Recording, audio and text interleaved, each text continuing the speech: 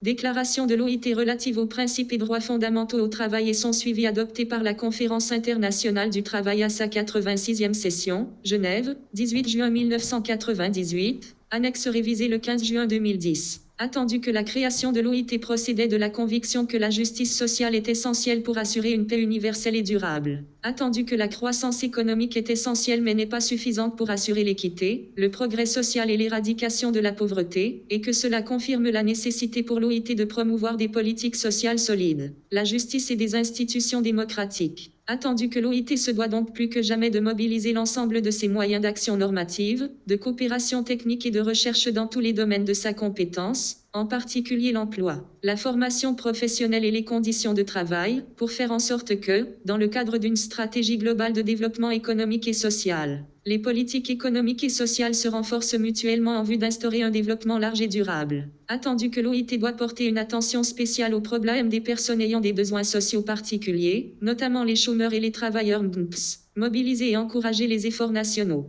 régionaux et internationaux tendant à résoudre leurs problèmes, et promouvoir des politiques efficaces visant à créer des emplois. Attendu que, dans le but d'assurer le lien entre progrès social et croissance économique, la garantie des principes et des droits fondamentaux au travail revêt une importance et une signification particulière en donnant aux intéressés eux-mêmes la possibilité de revendiquer librement et avec des chances égales leur juste participation aux richesses qu'ils ont contribué à créer, ainsi que de réaliser pleinement leur potentiel humain. Attendu que l'OIT est l'organisation internationale mandatée par sa constitution, ainsi que l'organe compétent pour établir les normes internationales du travail et s'en occuper, et qu'elle bénéficie d'un appui et d'une reconnaissance universelle en matière de promotion des droits fondamentaux au travail, en tant qu'expression de ses principes constitutionnels. Attendu que, dans une situation d'interdépendance économique croissante, il est urgent de réaffirmer la permanence des principes et droits fondamentaux inscrits dans la constitution de l'organisation ainsi que de promouvoir leur application universelle. La Conférence internationale du travail. 1. Rappel.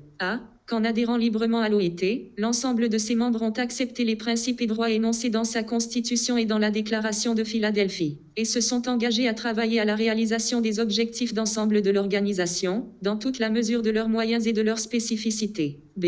Que ces principes et droits ont été exprimés et développés sous forme de droits et d'obligations spécifiques dans des conventions reconnues comme fondamentales, tant à l'intérieur qu'à l'extérieur de l'organisation. 2. Déclare que l'ensemble des membres, même lorsqu'ils n'ont pas ratifié les conventions en question, ont l'obligation, du seul fait de leur appartenance à l'organisation, de respecter, promouvoir et réaliser, de bonne foi et conformément à la Constitution, les principes concernant les droits fondamentaux qui sont l'objet desdites conventions, à savoir a. La liberté d'association et la reconnaissance effective du droit de négociation collective. D. L'élimination de toute forme de travail forcé ou obligatoire. C'est l'abolition effective du travail des enfants. D. L'élimination de la discrimination en matière d'emploi et de profession. 3. Reconnaît l'obligation qui incombe à l'organisation d'aider ses membres, en réponse à leurs besoins établis et exprimés, de façon à atteindre ses objectifs en faisant pleinement appel à ses moyens constitutionnels, pratiques et budgétaires, y compris par la mobilisation des ressources et l'assistance extérieure, ainsi qu'en encourageant d'autres organisations internationales avec lesquelles l'OIT a établi des relations, en vertu de l'article 12 de sa Constitution, à soutenir ses efforts. A. En offrant une coopération technique et des services de conseil destinés à promouvoir la ratification et l'application des conventions fondamentales. B.